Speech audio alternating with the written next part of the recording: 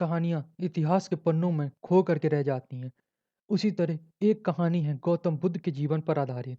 इनसे जुड़ी कई कहानियाँ आपने सुनी होंगी, किंतु इस वीडियो के माध्यम से हम आपको एक ऐसी कहानी से रूबरू करवाएँगे, जिसको आपने कभी भी सुना नहीं होगा। कहा जाता है कि गौतम बुद्ध का जन्म नेपाल के लुम्बिनी क्षेत्र में हुआ था। इनके पिता का नाम शुद्धोदना शाक्य था, जो कि एक बहुत ही प्रतिभावान व्यक्ति थे। लुम्बिनी क्षेत्र के ये राजा थे और कहा जाता है कि लुम्बिनी राज्य की हर तरफ सुख समृद्धि की चर्चाएं हुआ करती थीं।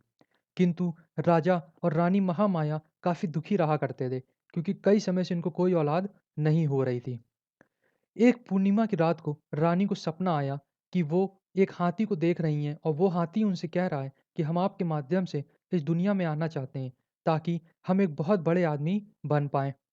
ये बात सुनकर रानी बहुत खुश हुईं और जब ये बात उन्होंने राजा को बताई, तो मानो एक खुशी की लहर दौड़ गई थी। उसी पूर्णिमा की रात जिस दिन उन्होंने सपना देखा था, उसी के अगले 10 पूर्णिमा की रातों तक उन्होंने लुम्बिनी क्षेत्र में रहने का निर्णय लिया।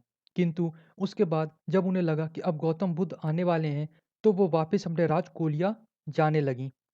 कहा जाता है कि राजा ने बहुत बड़ी सेना उनके लिए तैनात की कि ताकि उन्हें रास्ते में कोई भी दिक्कत का सामना ना करना पड़े और वो बहुत ही अच्छे तरीके से अपने राज पहुंच जाएं। ये बात आमतौर पर इसलिए कही जाती थी क्योंकि उस समय रानी अपने पुत्र को अपने मायके में ही जन्म दिया करती थी। कहा जाता है कि जब लुम्बिनी क्षेत्र से होते हुए वो अपने राजकोलिया जा रही थी, तभी बीच में एक पार्क पड़ा, जो कि साल वृक्ष का पार्क था। उन्होंने अपने सेनापति से कहा कि वो कुछ देर इस वृक्ष के नीचे विश्राम करना चाहेंगी। सेनापति ने उनकी बात को स्वीकार किया और रानी को उस पार्क में जाना था। जब वो उस पार्क में गईं, तब एक पेड़ को पकड़कर वो वहाँ खड़ी हो गईं। कहा जाता है कि जैसे ही उन्होंने वो पेड़ पकड़ा, उसी की दाईं तरफ से उनके पेट से गौतम बुद्ध का जन्म हुआ था। जब गौतम बुद्ध पैदा हुए, तब उन्होंने 7 कदम चले और उन 7 कदमों में कमल खिल गया था। ये बात देखकर वहाँ पर सभी लोग आश्चर्यचकित रह गए थे। हालाँकि कोरिया राज्य में केवल एक यही चमत्कार नहीं हुआ था।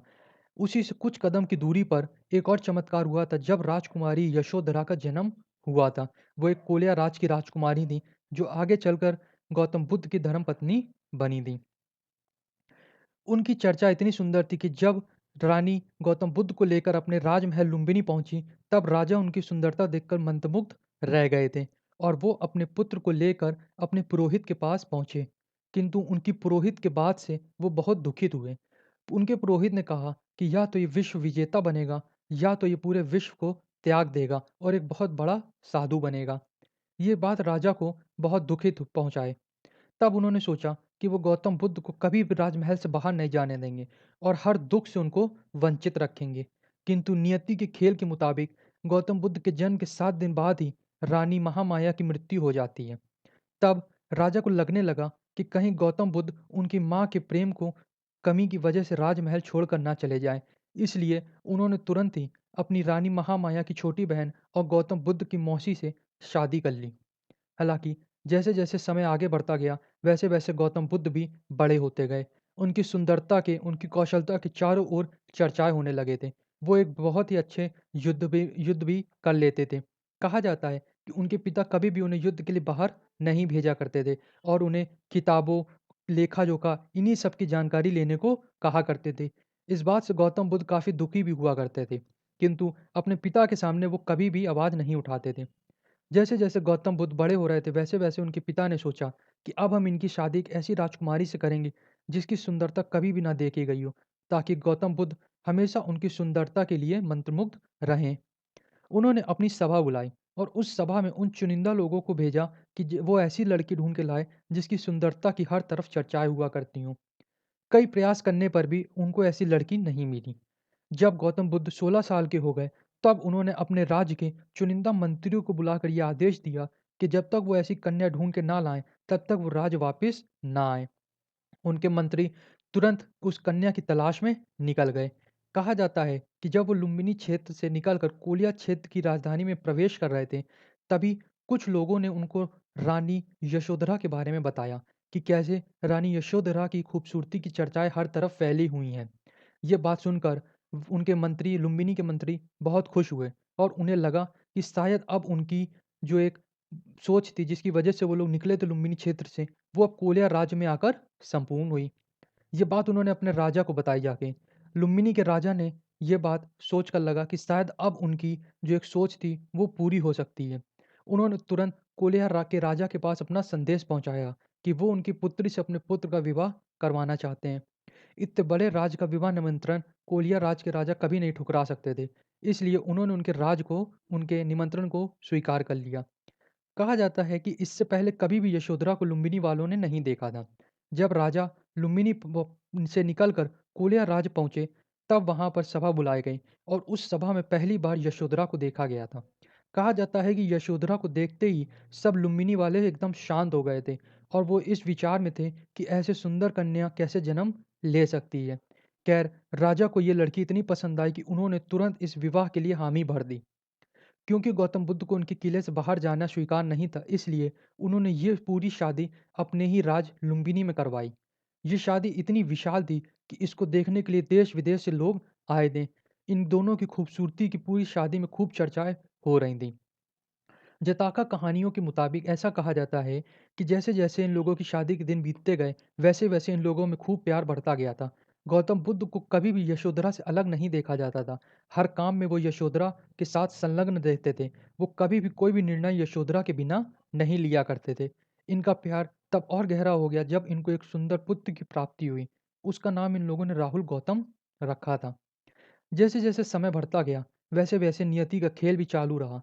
कहा जाता है कि एक बार अपने पिता की गैर मौजूदगी में ये किले से बाहर निकले और कुछ दृश्य देखकर उनको बहुत दुःख हुआ। अपने 29 साल की उम्र में उन्होंने ये निर्णय लिया कि अब वो एक राजकुमार का भेष छोड़कर इस किले से बाहर चले जाएँगे। जब वो रात को इस किले से जाने के लिए विचार बना रहे थे, तब उनको लगा कि वो ये बात एक बार यशोधरा को बताएँ। किंतु जब वो यशोधरा के कमरे में आए, तब उन्होंने देखा कि वो सो रही हैं। वो यशोधरा को परेशान नहीं करवाना चाहते थे, इसलिए उन्होंने वहाँ से जाने का निर्णय लिया। वो केवल अपने घोड़े और अपने एक घुड़सवार जो उनका एक सारथी था, उसको लेकर राज्य से बाहर चले गए। अगली सुबह जब ये बात उनके पिता को पता चली, तो जितने भी सेनापति और मंत्री की लापरवाही हुई थी, उन्होंने उन सबको मृत्युदंड की सज़ा सुना दी। किंतु जब ये बात यशोधरा को पता चली, तो उन्हें इस बात का बहुत दुःख हुआ था। वो अपने पुत्र राहुल को लेकर अपने ससुर के साथ गौतम बुद्ध को मनाने गईं, किंतु उनके कई बार मनाने पर भी गौतम बुद्ध वापस ना आए। फिर एक दिन उन्होंने निर्णय लिया कि वो गौतम बुद्ध को उनका पुत्र सौंप देंगी, किंतु गौतम बुद्ध ने उनको समझाया कि कैसे राहुल को अभी उनकी ज़रूरत है। जब वो बड़े हो जाएं, तब निश्चय वो गौतम बुद्ध के पास उन्हें छोड़ जाए। रानी उनकी कोई भी बात नहीं टालती थी, इसलिए रानी ने उनकी ये बात स्वीकार की और वो वापस अपने किले की ओर आ गईं। किंतु उन्होंने यह निर्णय लिया कि अब वो कभी भी कोई भी महँगे आभूषण, साड़ी, वस्त्र नहीं पहनेंगी और वो एक साधारण साध्वी के वस्त्र में रहा करेंगी। उन्होंने अपने सारे वस्त्र त्याग कर वो केवल एक पीढ़ी साड़ी पहनने लगी थीं। कहा जाता है कि जैसे-जैसे राहुल बड़े होते गए, वैसे-वैसे उन्होंने उनको खूब देख-रखाव किया। जो एक राजकुमार को चाहिए होता था, उन्होंने उनको वो सारी ही सुख-सुविधाएँ दी। वो राहुल को उनके पिता गौतम बुद्ध की कहानियाँ सुनाया करती थीं कि कैसे गौतम बुद्ध एक महान व्यक्ति हैं और कैसे हर तरफ उनकी चर्चाएँ हैं। राहुल भी बचपन से गौतम बुद्ध के पास जाने लगे थे। उनकी बातें सुनकर वो भी काफ़ी प्रभावित होते थे। आस-पास वाले भी उनकी बातें किया करते थे। ये सारी चीज़ें सुनकर राहुल ने भी सोचा कि अब हम गौतम बुद्ध के इशारों पर चलेंगे और एक भिक्षु धर्म धारण कर लेंगे। कुछ समय बाद ही राहुल गौतम ने भी गौतम बुद्ध का साथ अपना लिया। अब रानी यशोधरा एकदम अकेली हो गई थी।